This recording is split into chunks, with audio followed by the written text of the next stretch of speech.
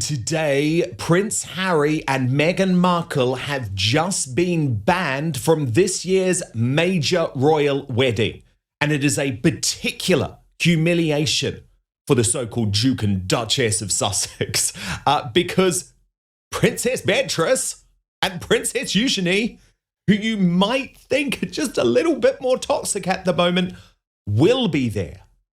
And actually, I do think this puts pay to some of the suggestions that there is this type of reconciliation going on between the fake royals and the real royals.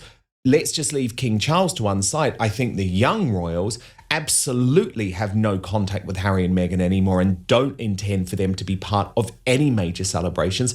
This is, of course, the wedding of Peter Phillips.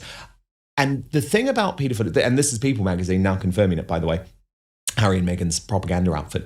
But the thing about Peter Phillips that's really interesting is that he was incredibly close to both brothers. And you will remember at the funeral of Prince Philip, when there were so many concerns about Prince William and Harry being in close vicinity of each other, he was chosen to stand between them. And so this idea that, they've just drifted apart over recent years is rubbish. No.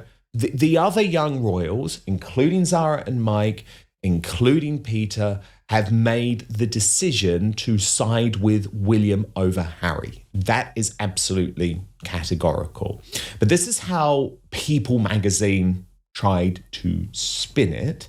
So they confirmed that Harry won't be part of the wedding to Harry at Spurling.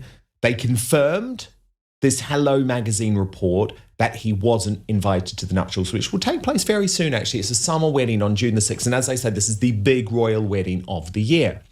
A friend of the couple telling Hello, Peter and Harry haven't spoken for several years and have simply lost touch, so he hasn't been invited. Now, again, I understand that Hello's gone with the propaganda line, but think about that. They haven't spoken for several years. They haven't spoken since Megxit. Like, what is this all about? Spokespeople for Prince Harry and Peter had no comment when reached by People, but the fact that People have gone ahead with publishing this article shows that they know that this is true. As a little bit of background, Prince Harry and Peter grew up attending many royal events together, from Trooping the Colour to the royals' church outings for holidays such as Christmas and Easter. And of course, Harry has been seen with Peter during the funeral event for their grandparents. He also attended Peter's first wedding in 2008 to autumn with his then girlfriend Chelsea Davy. The friend told Hello magazine that Peter and Harriet's wedding, which will be their second marriage for both of them, is sent to be an intimate occasion with their close friends and immediate family around them in the Cotswolds. It's an area where they grew up and it is very special to them both. But here's where it gets awkward. All the other royals are going because the Daily Mail reported that King Charles, Queen Camilla, Prince William, Catherine, the Princess of Wales, Prince Edward, Sophie, Zara and Mike Tyndall all will attend. Now, also surprising is the fact that Princess Beatrice and Eugenie have got an invite too. This now confirmed by The Sun. It's an interesting one too, because remember, William had made the point that he didn't want any senior royals to be pictured with the cousins all year long. But Matt Wilkinson, the royal editor of The Sun, reporting that both princesses are set to come in from the cold and join the king and queen at this summer's royal wedding. It will be their first royal family appearance since revelations in the Epstein files involving their parents, Andrew Mountbatten Windsor and Sarah Ferguson, and them were made public this year. The sisters have not visited their exiled dad in Sandringham since his arrest in February, even though Eugenie is pregnant with her third child. And a source said the royal family needs some good news, and nothing unites like a big church wedding. Beatrice is going and Eugenie is in the second trimester of her pregnancy, but hopes to attend. The king always wanted both to remain part of the family. Brittany, editor of the Royal News Network, with me now. Brittany, all of the language here is so coded, isn't it? Because this is like the ultimate snub to Harry and Meghan. This is a family wedding. This is something that in the past there would have been an expectation that someone so high up the line of succession would have been. And the fact that the royals are briefing directly to The Sun that the king wanted Beatrice and Eugenie to be there and wanted them to remain part of the family is obviously like a dagger in the heart to Harry and Meghan, who are desperately trying to get back into the fold. What do you make of it? It's crazy, Dan, that they're not invited just sends such a strong message as to where the younger royals stand on this issue, which is that I think especially the older generation. So we're talking, Peter and Zara, who are closer in age to Harry and William, in particular William, and the three of them are quite close, are looking at Harry and Meghan going, we just don't want any part of this dog and pony show that you two offer. This is going to be a happy occasion. And if Harry and Meghan are there, it's not a happy occasion anymore. It's stressful. It's tense. You have to manage so much because you can't say and do certain things around Harry and Meghan because you don't know if it'll show up in Netflix or the next Oprah Winfrey interview or the next book. And so the royal family has gotten to this point, I think. And although, again, I think Charles is still a little soft on Harry, they're like at this point with Harry still with Meghan, he's just not welcome to anything. And that Beatrice and Eugenie show again where the family's loyalties lie and how they see the sisters, which is just not as grave a threat as Harry and Meghan. Harry and Meghan are the threat, not Beatrice and Eugenie. And it's not a big surprise, but I'm sure Harry feels a little bit of the slight for sure, and probably Meghan to a certain extent as well, because they really desperately need that royal connection to help them make cash. Of course they do. And this really shows that they are not royal by all intents and purposes anymore. And I found the briefing line in Hello magazine so interesting, Brittany. I mean, Peter and Harry haven't spoken for several years and have simply lost touch. I mean, no, they haven't simply lost touch. There was a clear moment when the young royals decided to cut contact with Prince Harry and Meghan Markle. And I mean, I remember it very well, Brittany, because I was reporting on it at the time. And it was around the time when, do you remember Harry and Meghan came back for the late Queen's Platinum Jubilee? And they were at the service at St. Paul's Cathedral, which Her late Majesty couldn't actually attend in the end. And Harry and Meghan refused to get in the van with the other royals, which was taking them to the post-lunch at the St. Paul's Cathedral event. They just refused, and they didn't actually go to the event either, where all of the more minor royals were hosting tables.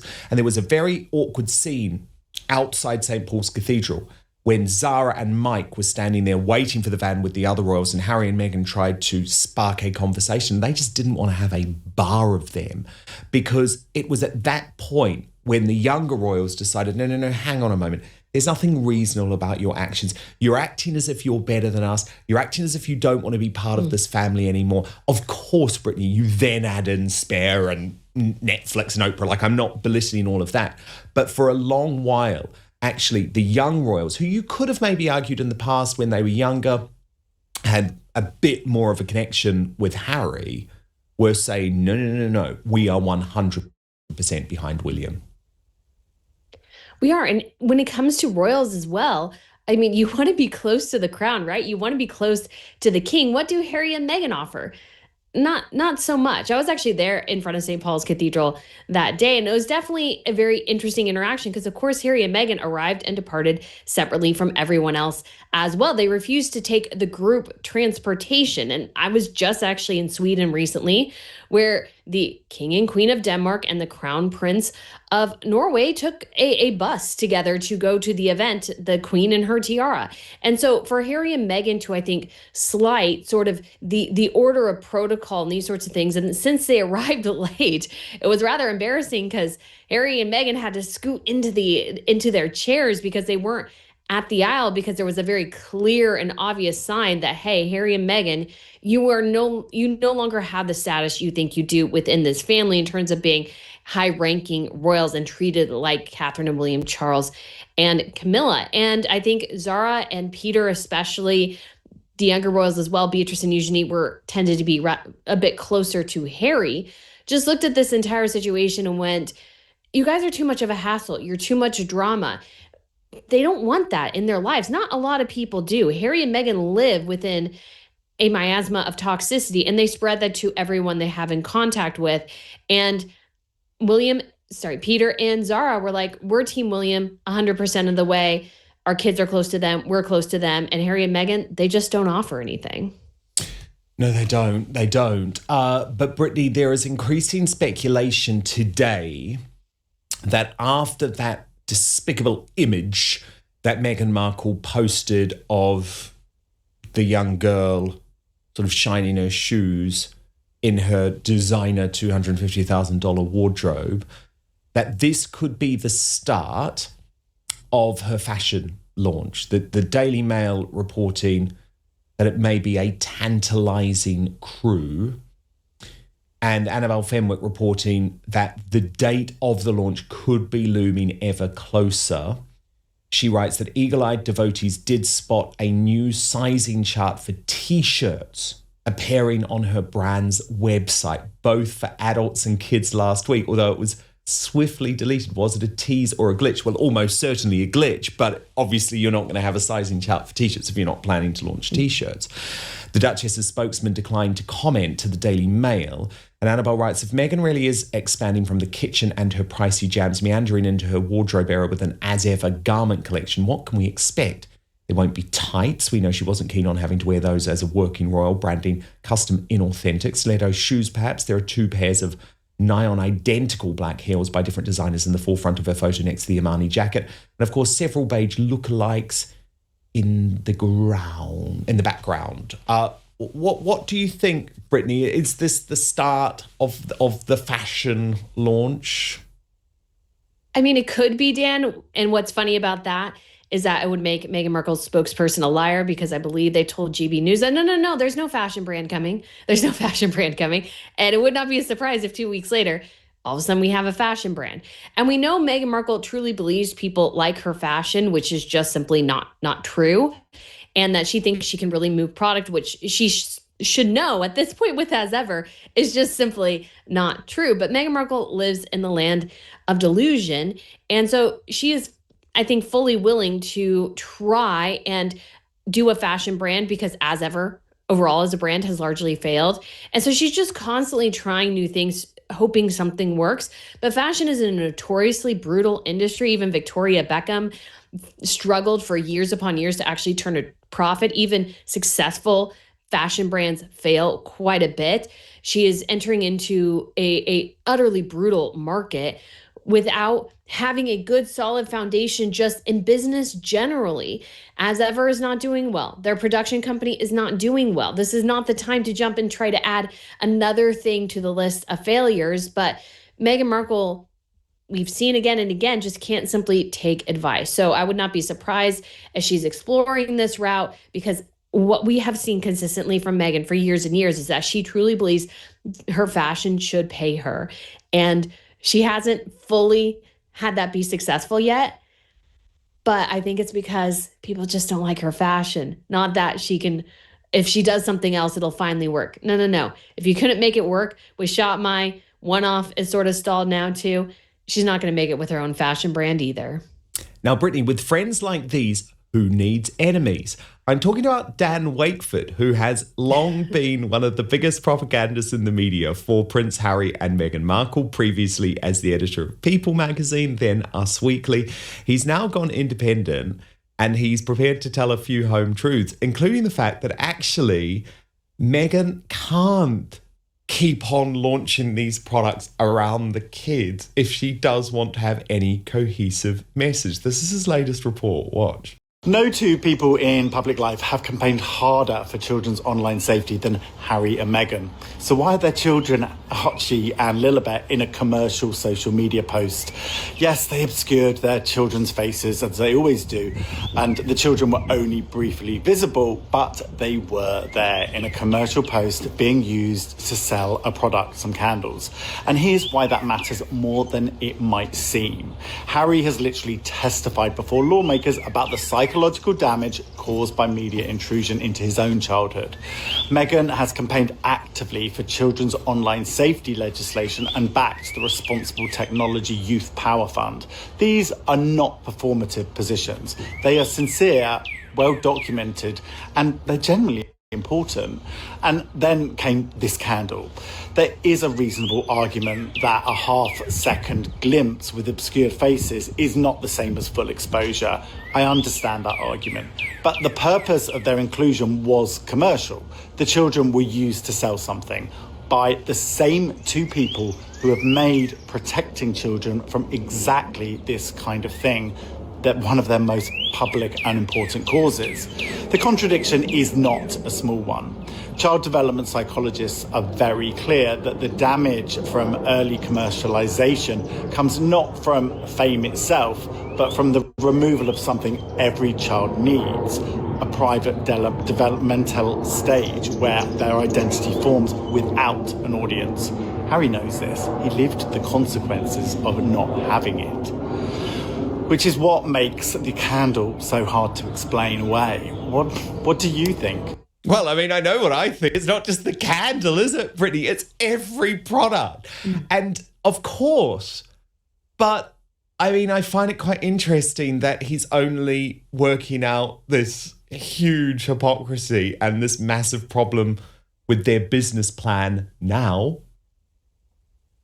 I mean, Dan, it's so interesting to see. I think a lot of reporters and journalists are sort of turning on Harry and Meghan over this period of time. It's just kind of increased because Harry and Meghan don't live by what they preach. And anyone with half a brain, anyone with sort of general knowledge can see they're not living the standards that they want to force other people to live by. And I think commercializing the children is one of the most egregious. And there is a growing movement. Tennessee just passed a bill, or at least voted on a bill, that would basically force parents, they can't show their kids or commoditize them on social media until they're the age, I believe it is 13, and then they have to pay the kids and these sorts of things. So there's a growing backlash against influencers generally who leverage their children for fame, clicks, and attention, because children do drive audience. They 100% do. And so there's people who are just becoming aware that that's not really actually helpful to the children. It's not good for the families and these sorts of things, because it turns the children into a product. It turns the children into something that can be leveraged for commercial gain. And Harry and Meghan could lead completely private lives if they want to. Meghan constantly seeks out, though, fame and attention at the expense of her family and her children. And they could live completely different lives. They don't have to do any of this, but she wants to. She needs the fame. She needs the attention. And unfortunately, Harry, if he truly wanted privacy, if he truly wanted the life he claims to, he picked the completely wrong spouse to make that happen. Brittany, a couple of significant pieces of news today in regards to Prince William and Catherine, the Princess of Wales. The first, that she is tipped to join William at the Earthshot Prize on this landmark Indian visit later this year. You say this is big because it will be Catherine's first Earthshot trip since 2022 in Boston. Her absence in 2023 was said to be in regards to Prince George, but given her surgery 2 months later and cancer diagnosis, it's hard to ignore that her decision not to attend was, in hindsight, the first sign that she was dealing with health problems. And I mean, Italy, Brittany, I was away, I'm going to talk about that in a moment, but Italy was just such a big success. And of course, we want to see her in India. We do, Dan. I'm like really hoping they go to Australia because I'd love to follow that trip. But this event and this trip was so well needed. It's so good to see Catherine out and about because, unfortunately, as well, William and the children haven't really been able to do tours either. And I think for the future strength of the monarchy, it's would be great for them to be able to do some of these more long-term foreign royal trips type of thing. So I think this was definitely a very, very good stepping stone. Obviously, she got a wonderful and warm reception. Italy is very close to the UK, so it's not like she's too far away. I don't think we'd see a trip maybe to Canada or Australia, but maybe we'll see a longer trip somewhere else in Europe because Catherine and William are fantastic ambassadors for the UK. They are well liked. And I think anytime the UK can use them abroad, it's a win. So hopefully we'll see them some more, but I think this is just a cautious stepping stone. We'll see Catherine, of course, reportedly in India as well. And I think we'll see continued growth. But I think a big tour is probably not going to come until 2027 is going to be my guess. And maybe, hopefully, it's to Australia with all the kids. I think that would be amazing. Oh my God, it really would be. It really would be. Yeah. A couple of examples of how William is modernizing as well. Firstly, revealing, and they did choose to reveal this, Brittany, the fact that actually he's paying £300,000 rent on the home. That's £100,000 more than what the previous tenants paid. So very different to, say, the peppercorn arrangement where Prince Andrew was effectively paying nothing for Royal Lodge. And also he has announced today, or his chief executive has announced today, that he's going to sell a fifth of the duchy to build homes and help nature, with the Times revealing the Prince of Wales will funnel profits made from selling part of the Duchy of Cornwall into projects that have biggest social and environmental impact. So this is Prince William starting to make his moves clear. We are on a mission to 700,000 subscribers. So I need you to do something for me right now. It is free. It is easy. It is simple. Just hit that subscribe button on YouTube. That's because over 50% of you watching this video haven't done that yet. And it is the best way to support Outspoken. We're totally independent, by the way. No big tech backing, no billionaires pulling the strings. And if you turn on the bell, you'll get alerted to all our new videos. It very much is. And we can see as well, I think it's great that they were transparent on how much they're paying for rent, because even Sophie and Edward are getting some heat for their peppercorn rent situation. So I think it's completely and utterly appropriate for Catherine and William to be transparent there. I think selling off the Duchy of Cornwall, obviously William is able to do that. He has to go through some hoops that is different than a normal landowner selling land because of the connections to the crown and everything. So there's a part of me that's like, it's will the duchy be able to raise as much money if the land is sold? But I don't know how much that is worth. But William definitely is not doing this for personal profit. And I think that's a huge deal. Instead, he's doing it to go, well, we're going to build more housing. We're going to develop the land. And hopefully what we have remaining can help really augment and protect nature and these sorts of things. And I think that's something people will definitely gravitate towards.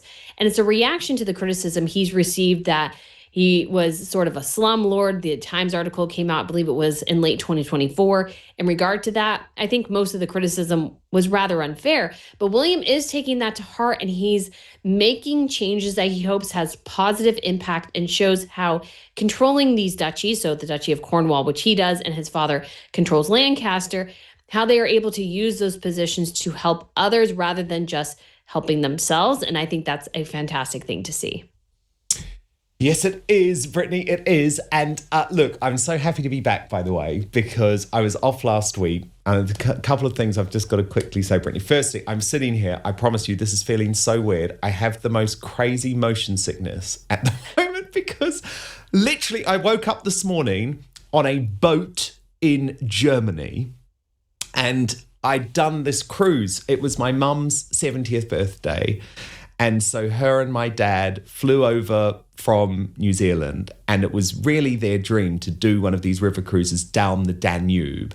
And we did just have the most incredible week, Brittany. We started in Hungary, and we went to Slovakia and Austria, and then we finished up in Germany. And I came back this morning. It was absolutely incredible. And while I was there, Brittany, we had a big achievement here on Outspoken as well, crossing the 700,000 subscriber mark. And I know people, thank you. People will also be so happy. Congratulations. That's awesome. Thank you so much. And people will also be very happy that they never have to hear me say again that we're on a mission for 700,000 subscribers. So I promise I will never say that again. But I just want to thank everyone from the bottom of my heart. It's always hard, isn't it, Brittany, when you're away and, you know, we try and produce content that remains evergreen and that people can enjoy, that maybe do some more deep dives. Like we had Hugo Vickers on and I did a Q&A. You were away, so we missed you, unfortunately, over the last couple of weeks. But Thank you for sticking with me when I had my little break. But it's so good to be back live and covering the news because I miss it. And we missed you, Dan. Thank you. And I miss doing,